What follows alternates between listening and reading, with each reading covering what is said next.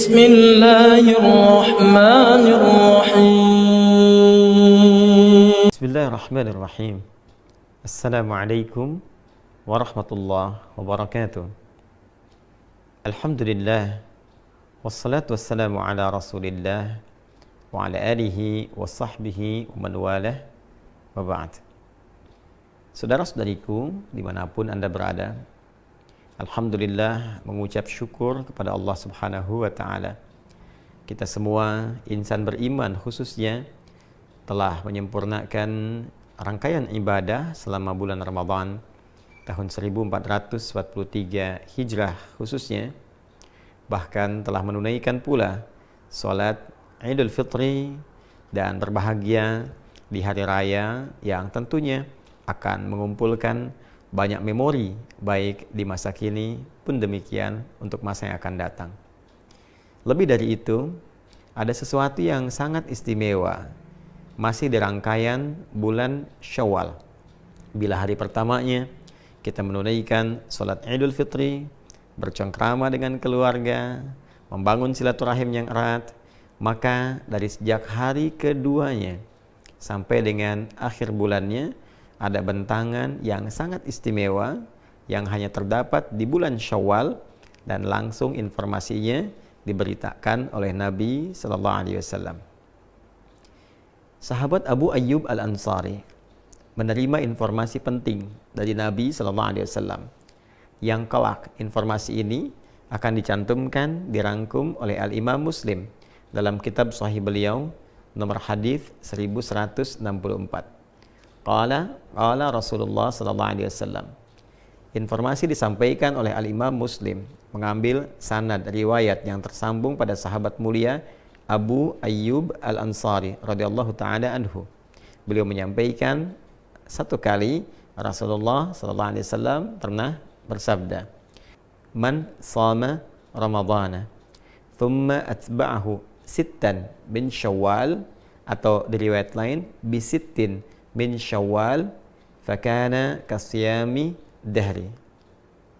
Siapapun insan beriman yang telah menyempurnakan puasa Ramadan, kemudian dia ikuti itu dengan menunaikan puasa 6 hari yang berlangsung di bulan Syawal, maka nilai puasa gabungan antara Ramadan yang sebulan itu plus 6 hari yang ditunaikan di bulan Syawal ini, digabungkan keduanya nilainya sama dengan puasa selama 1 tahun. Masya Allah, sebulan ditambah 6 hari itu punya nilai yang setara dengan 1 tahun. Ada 3 hal penting yang dapat diulas dari keterangan hadis ini. Yang pertama, Nabi Muhammad SAW memberikan apresiasi yang tinggi kepada setiap insan beriman yang telah menyempurnakan puasa Ramadan dengan memberikan satu tambahan 6 hari puasa lagi, yang dengan 6 hari ini nilai keseluruhannya menjadi puasa yang setara dengan 1 tahun penuh. Ini rumusnya bisa didapati dalam Quran surah ke-6 Al-An'am di ayat 160. Ketika Allah Subhanahu wa taala memberikan keutamaan khusus, keistimewaan spesial untuk Rasulullah sallallahu alaihi wasallam yang diperintahkan untuk diviralkan kepada umatnya, bahwa man jaa bil hasanati falahu asyru amsalihha. Siapapun insan beriman yang mengerjakan satu perbuatan baik bernilai ibadah, maka di sisi Allah tertuliskan nilainya 10 kebaikan. Setiap satu pekerjaan mulia, satu ibadah, nilainya sama dengan 10 di sisi Allah Subhanahu wa taala. Jadi, kalau ada yang menunaikan puasa Ramadan sempurna selama sebulan, maka dikalikan 10, singkatnya senilai dengan 10 bulan. Bila kemudian 1 bulan 30 hari dikali 10 sama dengan 300, dan 6 hari dikalikan 10 sama dengan 60, 300 tambah 60 menjadi 360 hari. Bukankah ini akumulasi jumlah kurang lebih selama 1 tahun?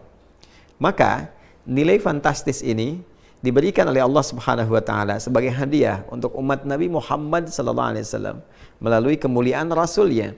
Puasa 1 bulan Ramadan plus 6 hari Syawal nilainya sama dengan 1 tahun penuh. Yang kedua, ini yang paling penting juga untuk dipahami, bahwa teknis penunaian puasa Syawal ini diungkapkan dengan kalimat thumma atba'ahu sittan. Kemudian diikuti menggunakan diksi kata thumma, lalu menggunakan kata atba'a. Ini memberikan kesan kepada kita bentuk umum dengan dua pemaknaan. Bisa berurutan, bisa juga berselang. Karena kata thumma itu memberikan kesan jeda yang bisa berurutan secara langsung atau diselingi oleh satu kondisi, kegiatan atau peristiwa yang lain, tapi tetap diikutkan dalam frame yang sama. Artinya penunaian ibadah siam sunnah di bulan Syawal ini selama 6 hari itu bisa dilakukan dengan dua cara. Bisa berurutan, berangkai bersamaan, hari kedua, ketiga, keempat, kelima, keenam, ketujuh di bulan Syawal. Jadi sejak dimulai dari hari kedua boleh puasa. Kalau ingin langsung berurutan, ketiga, keempat, kelima, keenam, dan hari ketujuh, 6 hari. Jadi selesai kalau dikerjakan berurutan di hari yang ketujuh di bulan Syawal. Karena hari pertama haram hukumnya berpuasa. Namun jika ada kondisi yang menjadikan tidak memungkinkan dilakukan secara berurutan, maka boleh. Misal diselang dulu selama 1 hari, 2 hari, atau berdasar kondisi tertentu. Boleh jadi hari kedua masih ada pertemuan keluarga. Masih banyak hidangan-hidangan yang dipersembahkan. Kadang kunjungan ada makanannya. Maka sunnah yang terbaik adalah tidak berpuasa. Karena sedang suasana bahagia, kemudian dijamu, dan sunnahnya kita membatalkan makan bersama. Itu yang didahulukan. Nanti ada jeda-jeda berikutnya yang boleh jadi kegiatannya lebih longgar, lapang, tidak ada jamuan-jamuan tertentu, maka bisa dilakukan, boleh, silahkan. Hari pertama misalnya kita tidak berpuasa, hari kedua kita mulai berpuasa, hari ketiga jeda misalnya, keempat jeda, kelima berpuasa. Yang penting ada bentangan waktu sebulan untuk ditempuh guna menyempurnakan 6 hari puasa Syawal ini. Yang ketiga, persoalan fikih yang juga tidak kalah penting. Bagaimana bila ada yang masih memiliki utang qadha? Biasanya kasus ini melekat kepada muslimah yang datang haidnya dalam masa Ramadan itu misalnya, yang kemudian menjadikan puasa Ramadannya mendapatkan kesempatan qadha, seperti dipesankan di Quran surah kedua Al-Baqarah ayat 184 itu. Maka jika bertemu qadha yang sifatnya wajib dengan yang Syawal yang sifatnya sunnah, adabnya didahulukan yang qadha. Memang betul qadha ini masanya lebih panjang, ada kurang lebih 11 bulan mendatang, dari mulai Syawal sampai bertemu nanti dengan bulan Sya'ban berikutnya.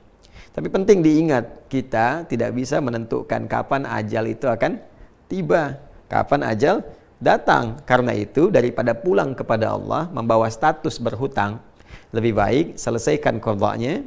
Kemudian setelah selesai qadha, baru kemudian kita memasuki puasa Syawal, menunaikan puasa Syawal dengan kadar waktu yang tersisa dan dilakukan ikhlas karena Allah Subhanahu wa taala. Bagaimana Ustadz kalau saya mengqadha dan tidak mendapati lagi sisa waktunya untuk Syawal? Maka tanamkan keinginan kuat untuk melakukannya.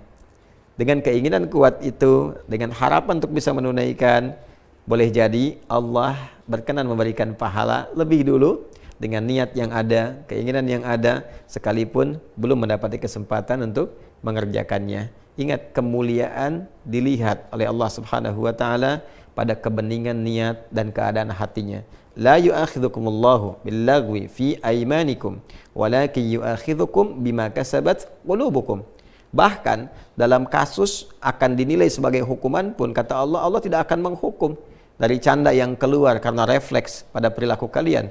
Tapi apa yang diniatkan dari canda itu, apa yang diniatkan dari perbuatan itu yang mendapatkan penilaian di sisi Allah Subhanahu wa taala. Boleh jadi walaupun tidak mendapati kesempatannya, tapi karena ada keinginan kuat, niat, harapan, dan ingin mengikuti tuntunan syariat, itu yang mendapatkan penilaian di sisi Allah Subhanahu wa taala. Saudara-saudariku, kesempatannya hanya di bulan Syawal, tidak ada di bulan yang lain.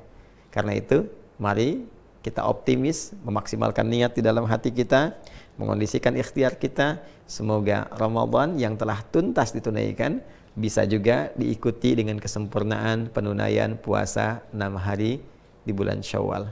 Assalamualaikum warahmatullahi wabarakatuh.